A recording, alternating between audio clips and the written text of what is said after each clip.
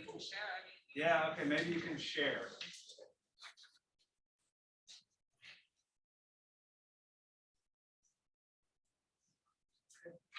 There's one more person here that explains it. I'll make more copies next time. Okay, so just to get started, what I'd like to do is go back to what we were looking at last time, just make sure everybody's up to speed on nomenclature. So let's go and start off with just write down, let's see, write down what that is and that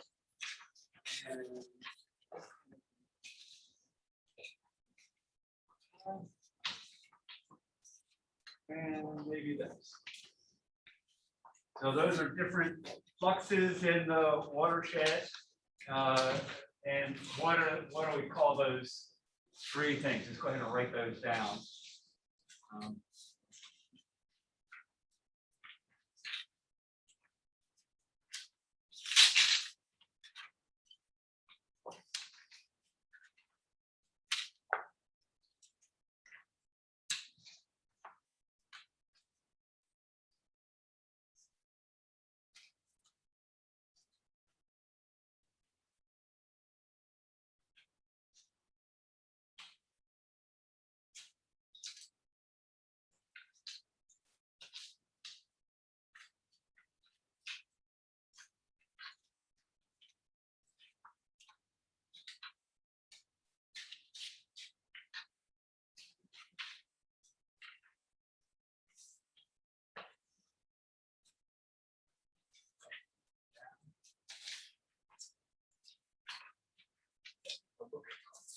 This is just kind of to see where we are without looking it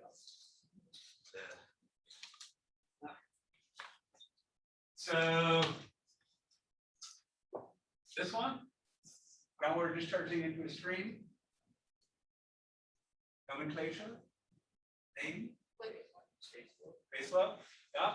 So ground or water flowing at shallow depths in the subsurface, and then I mean, primarily it's going to be at shallow depths in the subsurface, and then here we have coming out at the toe of the slope. Through flow. I mean, through flow, really through flow. I don't think I mentioned through flow, but through flow is usually that's used to mean water that gets through the canopy. So this would be inner flow or subsurface storm flow. And then this one, groundwater going through the vein of sun, reaching the water table, and it recharge. Yeah. So this is water recharging the aquifer. Yep. And then so there's the list, and just want to check this over. This guy, the water table. And remember on the final exam, definition of the water table, pressure is 0. Yeah. All right, man, you guys already have the final exam down. You can just skip the whole course, right? All right, so let's start with some principles, the basic principles.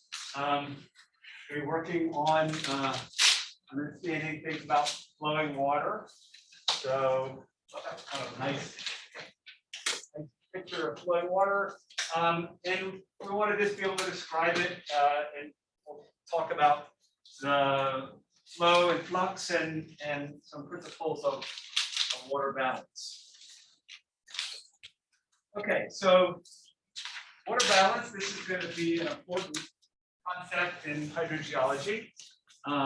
It takes it really is going to borrow a basic concept from physics, from conservation of mass.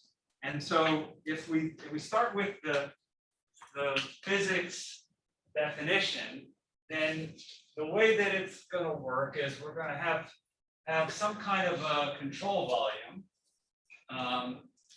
So this is control volume. But we can just think of it as a region that we can draw some kind of boundary about. And then we've got mass going in there and mass going out. And then here, mass, I'm going to just use a subscript S. So I'll write it out. So it's mass stored. Okay, so basic conservation of mass from physics is that the mass going in to the control volume is the mass going out plus the change in the mass stored. Okay, so I'll use delta to mean change. This is a short answer, I don't have to write it all out. So that's the basic conservation of mass. You have to, you can't create it or destroy it, so you got to keep track of it. And those are the options that we have for keeping track of it. So if we have that, then we can do this. We can take the derivatives. So that's ddt. So this is the time derivative of this mass, and that gives us then the mass rate in equals mass rate out. So we apply this all the way across on both sides. So it's going to work, and we have to take the derivative of that. So I'm going to have that be the rate of change. So the change in mass is change in time. So the rate of mass going in is equal to the rate of mass going out plus the rate of change of mass stored. And this has units of mass per time. So I like to keep track of units, and I'm going to use mass, length, and time. And then in some cases we'll have some temperature in there. That'll also be a basic unit. Mass, length, and time. And I'll use these square brackets at least sometimes to try to indicate that that's what I'm talking about, that it means units. Okay, so this is also have to have units of mass, mass per time, and this is change of mass per change of time. So that has the same units. Okay, so we can apply this to rates.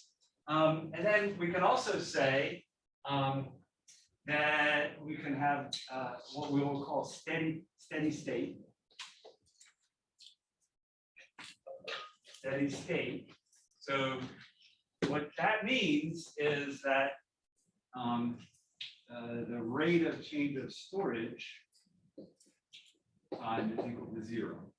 Okay, so if we have something at steady state, then what it means is that the stuff in here that we have stored in here it's changed. It's not changing. It's staying steady. So that's what we mean. But I mean, we can have the same amount of stuff stored in there. That sets this to 0. But what we get then is this: the mass rate in is the mass. Okay, so if it's steady state, it doesn't mean that nothing's happening, right? It doesn't mean that everything's shut down. It just means that we're not changing anything stored in.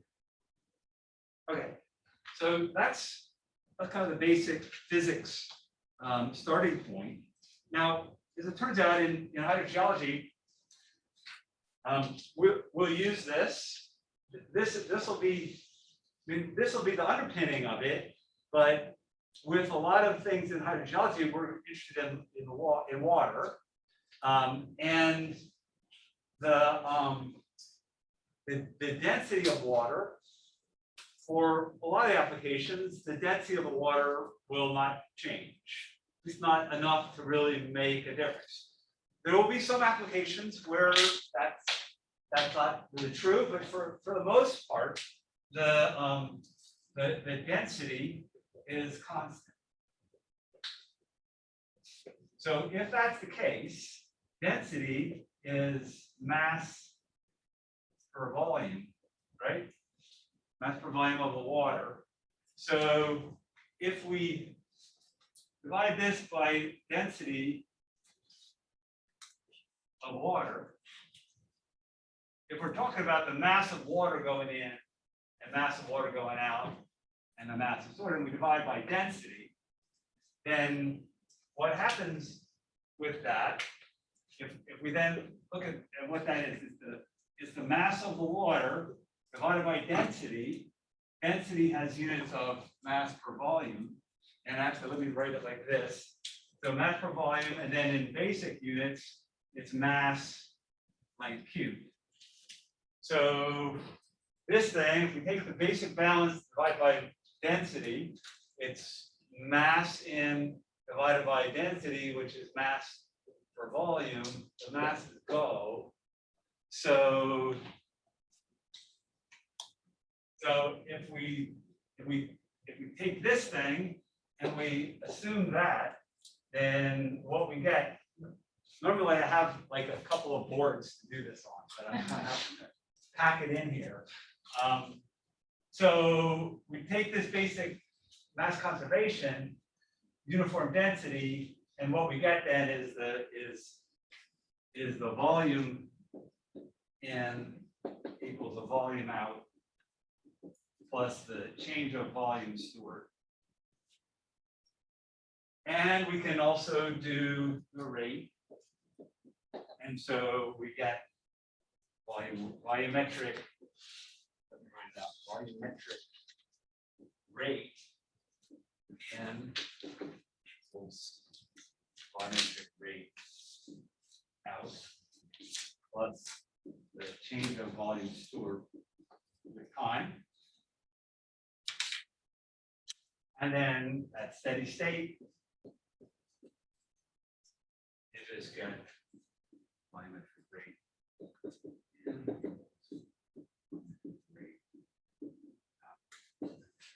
Okay, so those are some versions of what essentially is the mass conservation that we can then, because of this assumption, write in or think of in terms of volume and volume of water. Okay, so that'll be useful. Okay. So yeah, so this slide says the density remains constant, which is what we just did. This thing here, the volume balance or the hydrologic equation, that's in the textbook. This is what he's called the hydrologic equation. This combination of volume, but if it's done at a constant density, then okay. So that's going to be underpinning of really everything that we'll do. Those equations there are going to be one of the basic equations that we'll draw on in this basic context that we'll draw on for much of what we'll do.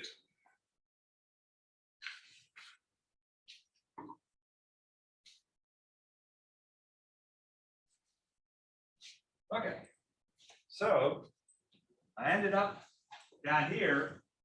It was volumetric rate in, and it equals volumetric rate out.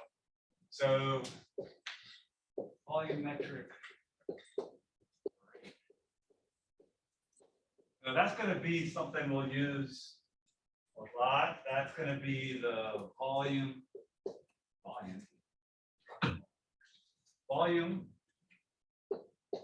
per time. So basic units of length cubed per time. The kind of common units that you'll see, maybe gallons per minute that's what we might use around here. SI would be cubic meters per second. So this would be meters cubed per second. Cubic feet per second is going to be abbreviated like that. So this is going to be how we'll describe flows that are in some kind of a contained structure, or some kind of a contained feature that we can identify. So this is an example. We've got a flow. That's a constrained flow. I mean, I guess it's constrained in here in that tube. It comes out, and we just measure the volume that accumulates in a unit of time, and that's a volumetric rate. So for natural systems, flow in a stream, for example, we'd use a volumetric rate to describe flow in a stream. But this ends up being not all that useful for groundwater, because you're down on the ground, you don't really have some kind of structure that it's flowing through. So we're going to use a different concept here for, well, we said the title up there is flow rate and flux. So we saw flow rate, volumetric flow rate. What we'll use for groundwater is this concept called flux. And so what we just saw was volume per time. But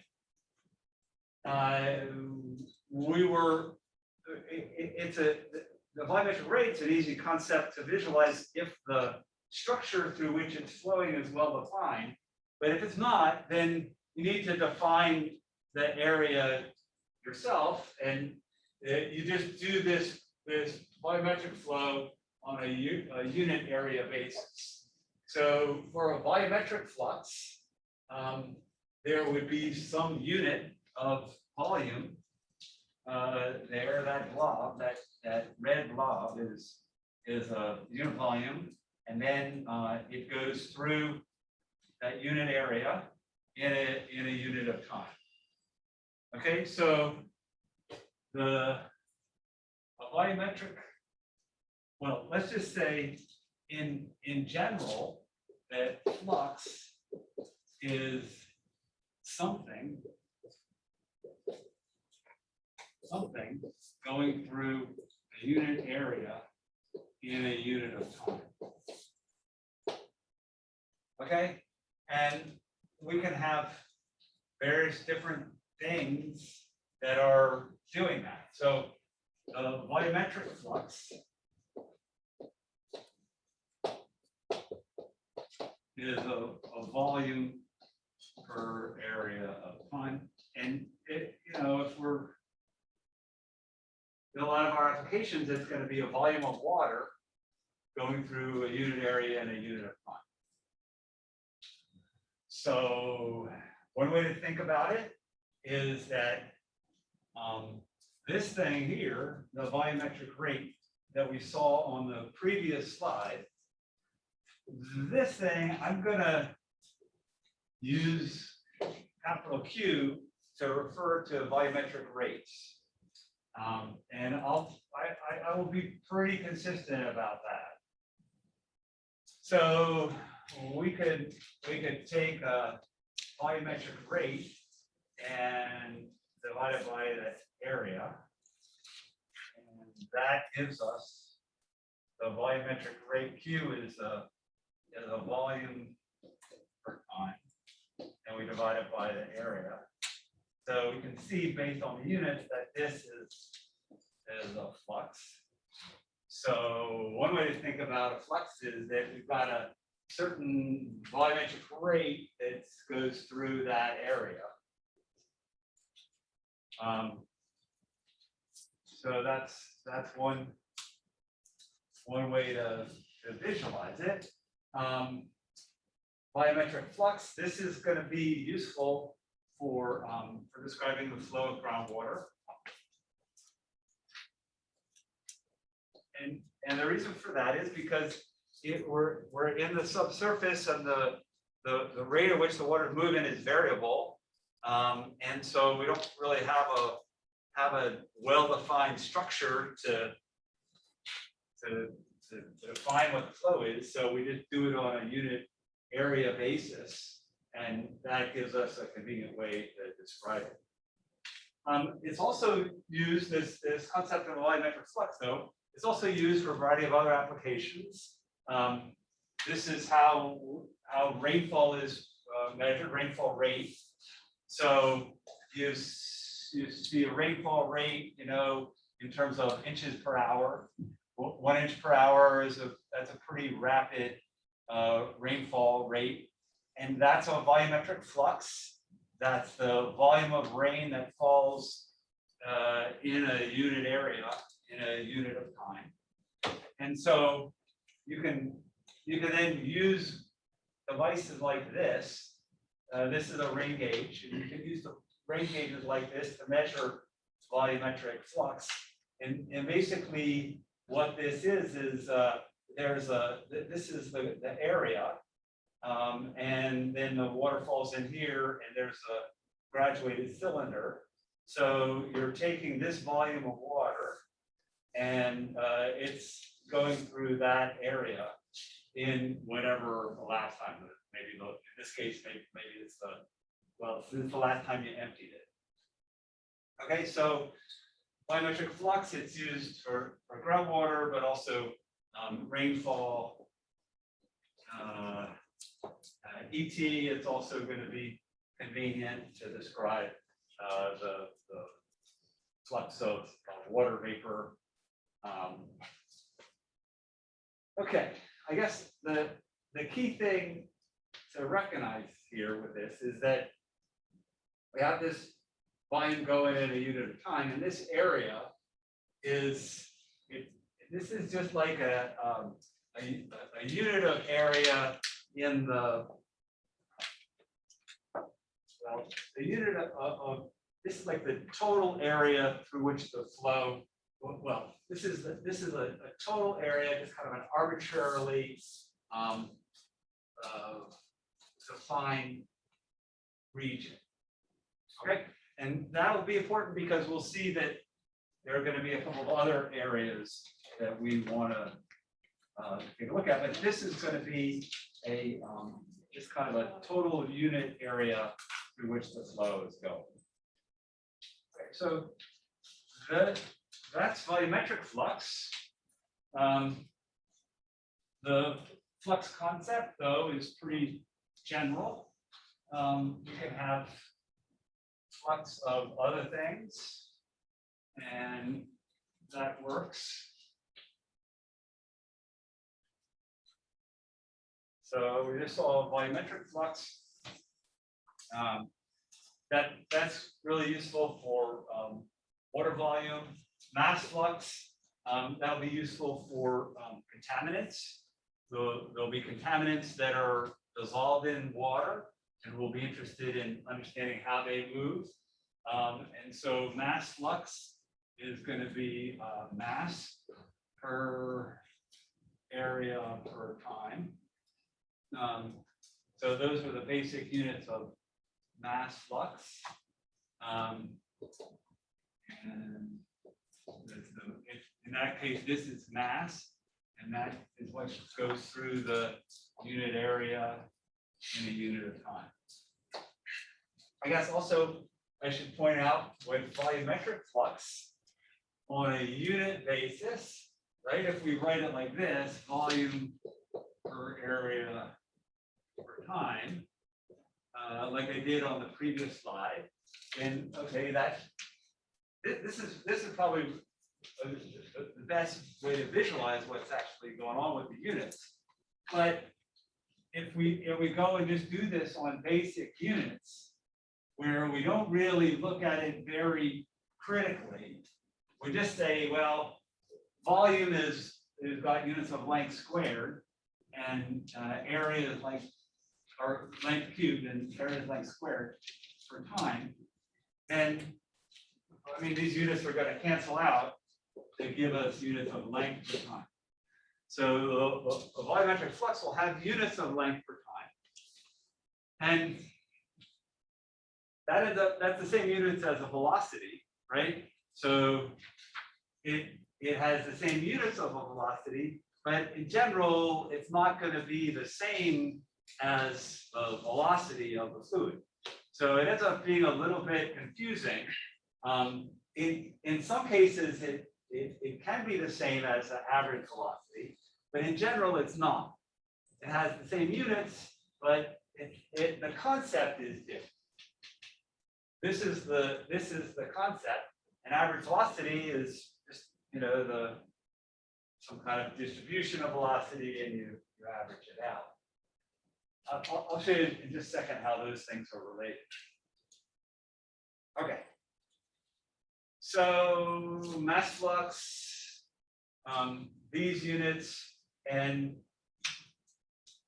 as an example, so if this was water, you know, we could have a mass flux of water, and it would just be the volumetric flux. We use the density to get the mass flux, but we could have contaminants that are dissolved in here. So the contaminants are moving along with the water, and then it would be the mass of these contaminants that are going through the area. And so that's how our concept of mass flux will be useful when we're looking at contaminants. Another type of flux is energy flux. And so the same concept is going to be used. So it's going to be energy going per unit area per unit of time. So that would be energy per area per time.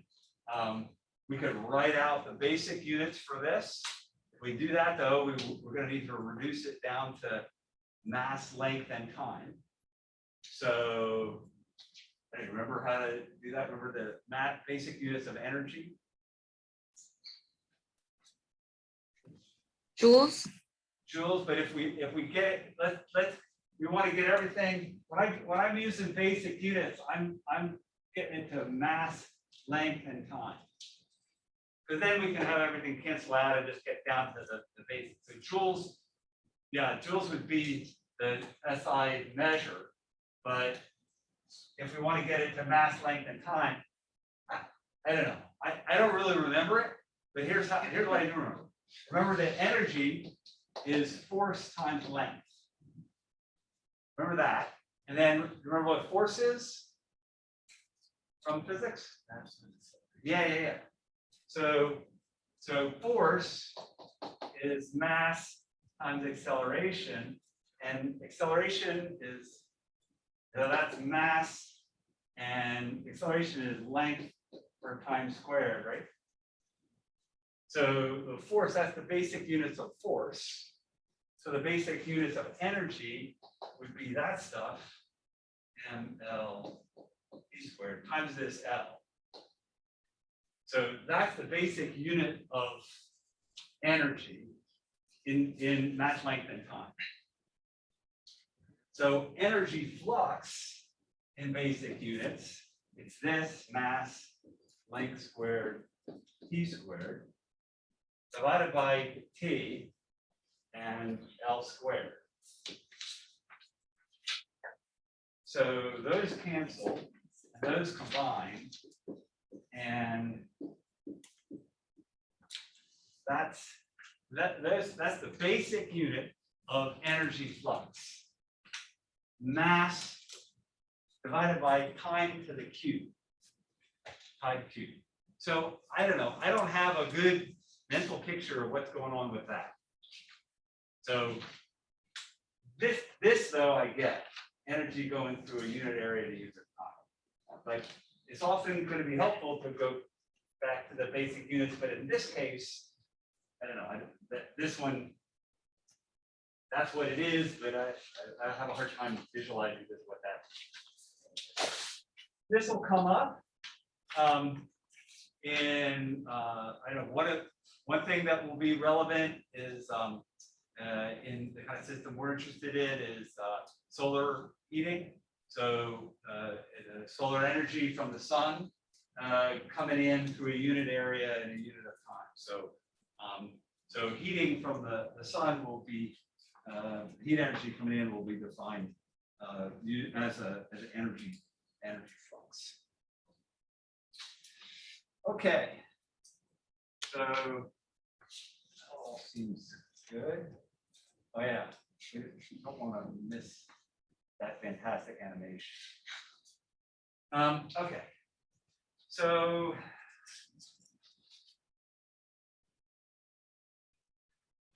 I brought up a slide ago about velocity and flux.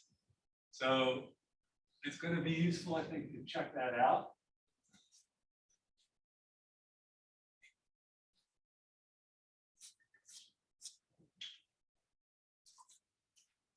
So in this case, we have a pipe and we've got flow through the pipe.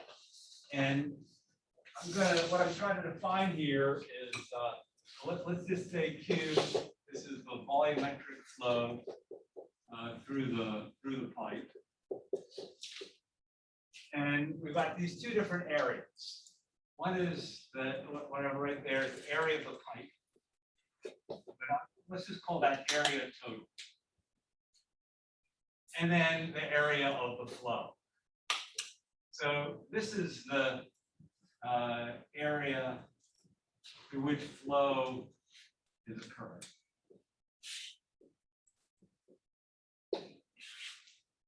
Okay, so in this case, the pipe is the pipe full of water and it's flowing, filled with water, and the flux.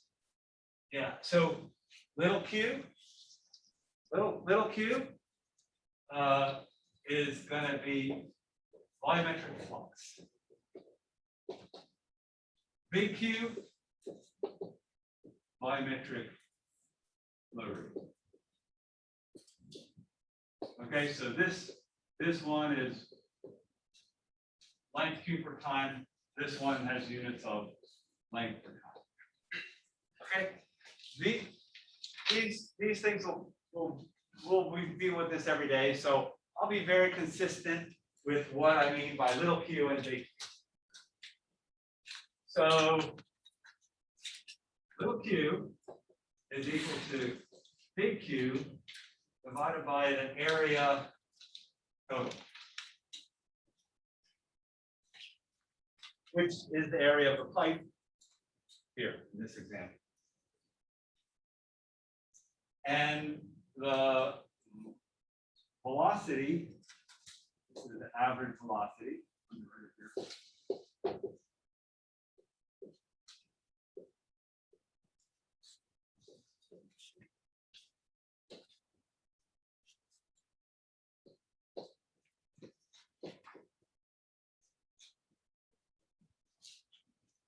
So the average velocity is the volumetric rate divided by the area through which the flow is going.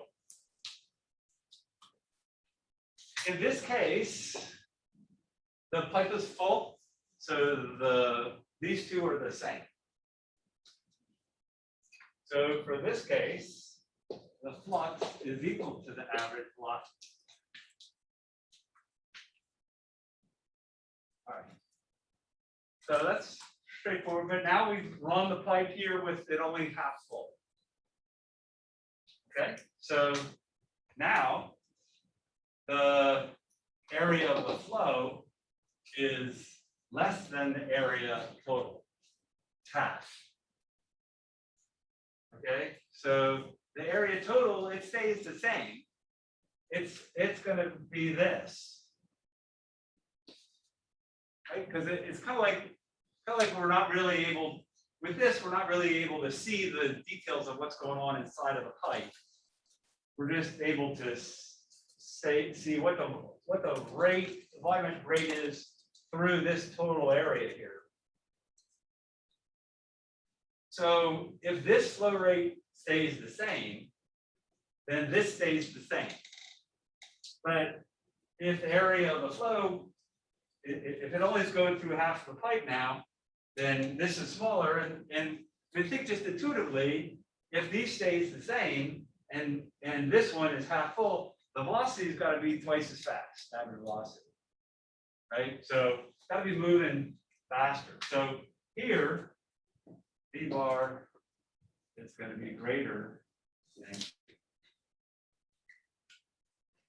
if the area of the flow less. Okay. So, you know, we'll do some stuff with pipes, but mostly we're going to do flow through porous media. So, this case,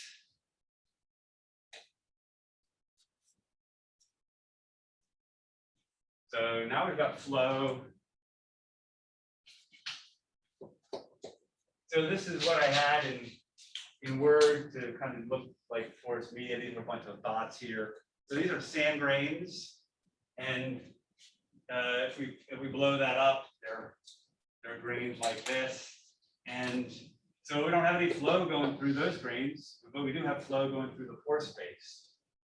So what happens then is this is still a total, but it's just the pore space here that's the area of the flow. Okay, so for porous media,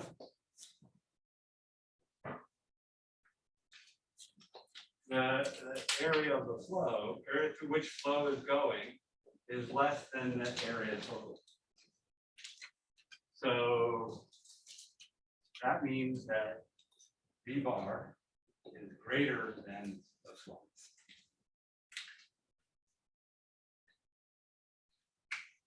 Okay, so we can get a little more insight than that. We can say that let's take this one, and we can say that Q equals the flux on the area total. So we just bring this over here. And we can bring this over here. And we can say that that is equal to the average velocity times the area of the flow. Okay?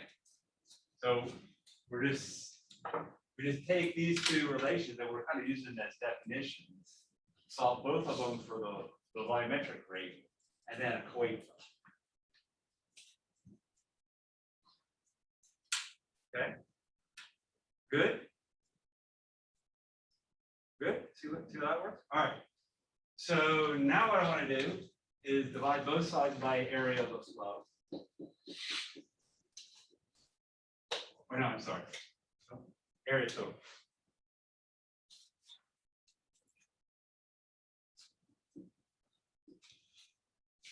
So that goes. Forget about that.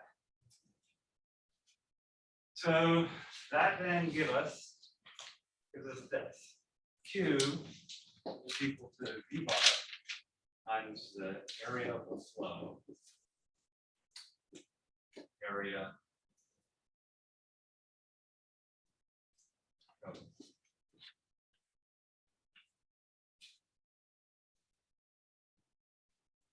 All right. Now, let's just say that we've got some pores here. This is the cross-sectional area of the pores. And we can say that, you know, maybe depending upon what the pore geometry is like, that we could, if we're assuming this, that the cross-sectional area of the flow and the cross-sectional area total is equal to the volume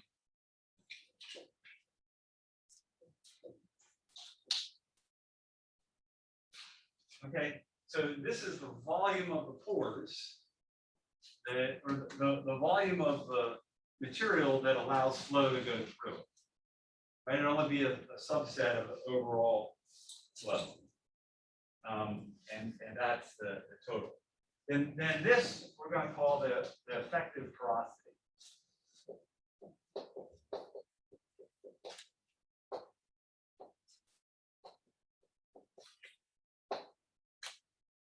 Okay, so that leads to this.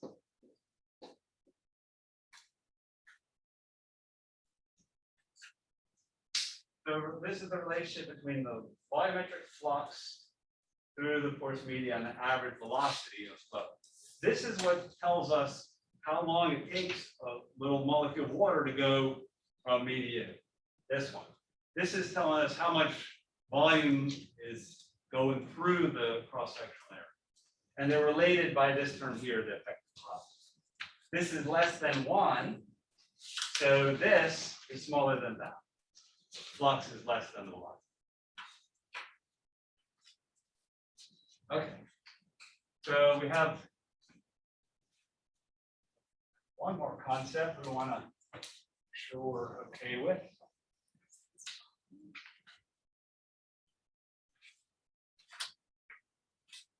So fluxes are pretty important, and the volume balance is pretty important. But we need to keep in mind that when we did the conservation of mass, we saw we could go and get the conservation of mass in terms of volume if the density stayed the same. But the thing that we ended up with was this: Q in is Q out plus the change of volume stored with time. Okay, so this would be conserve mass where density is constant. Okay, and it's written in terms of a volumetric rate. Now, if so let's say we have a tank.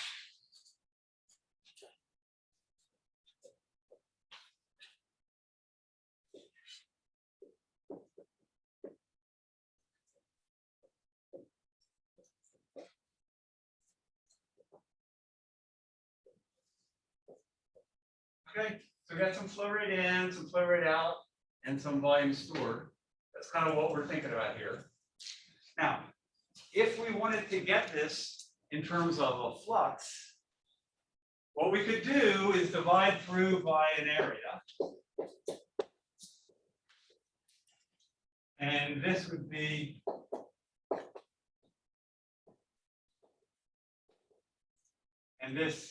various different things, but I'm just going to write it out like that. Okay? So this works only if these two areas are the same. Right? This is a key thing, because let's just take this as an example. We have this tank. The flow rate coming in is going through this area of the top of the tank. The flow rate going out is through this pipe. In order to use this as a balance, we have to normalize these flow rates by the same area. So this is going through, let's call that A2. So the flow that this is actually going through is the area that's actually going through is A2. This is A1. If this is A1 and this is A2, that is not equal. Okay, because the equality is based on that. So if we divide through everything by the same quantity, we're good. But if we divide by different quantities, we're not good. So we can use it as a flux so long as we're normalizing these flow rates by the same area. And what it amounts to, what we'll apply this to is, at the start, it is a watershed. So there's a watershed, right? Map, there's the stream. So we have precipitation coming in, that's measured as a flux.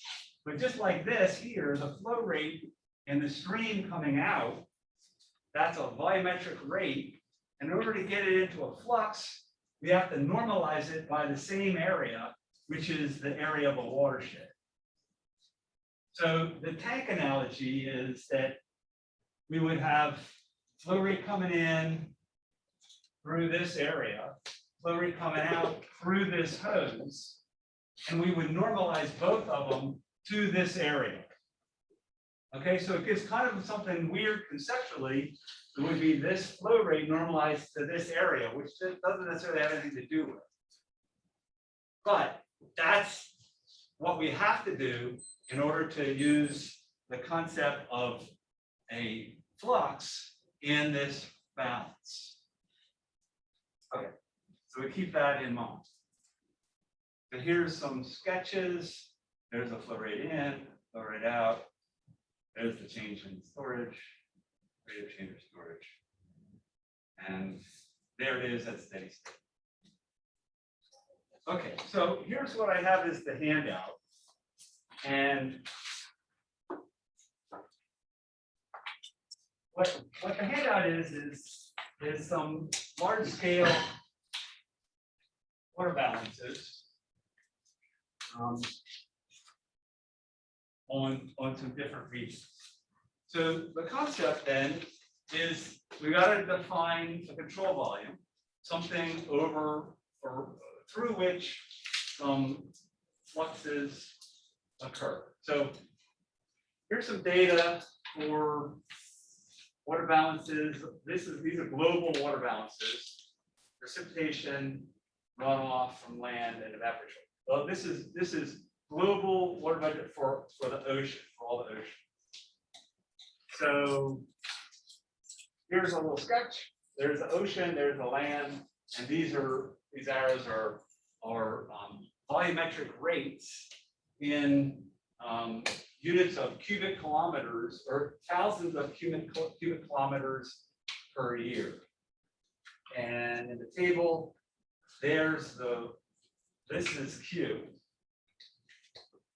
So that's Q in, and there's Q. Both of these are then, well, that's also Q in, and that would be Q out. So to apply this principle to the ocean, we draw in the control volume, and we've got that flux, that's evaporation off the ocean, that's precipitation onto the ocean, and then this is runoff off of the land into the ocean. So we do the balance, and that's the volumetric rate coming in from precipitation, and that's coming in from the land, and that is evaporation. So we can see 458 that it's this plus that equals that. So the balance ends up in like this. So this is an example of a steady state because there's no change in storage. One of the things that we can do to get a steady state situation, steady state means there's no change in storage. So we can either have a situation where that is not really happening, or if we take a long-term average, the changes in storage that happen with time balance out.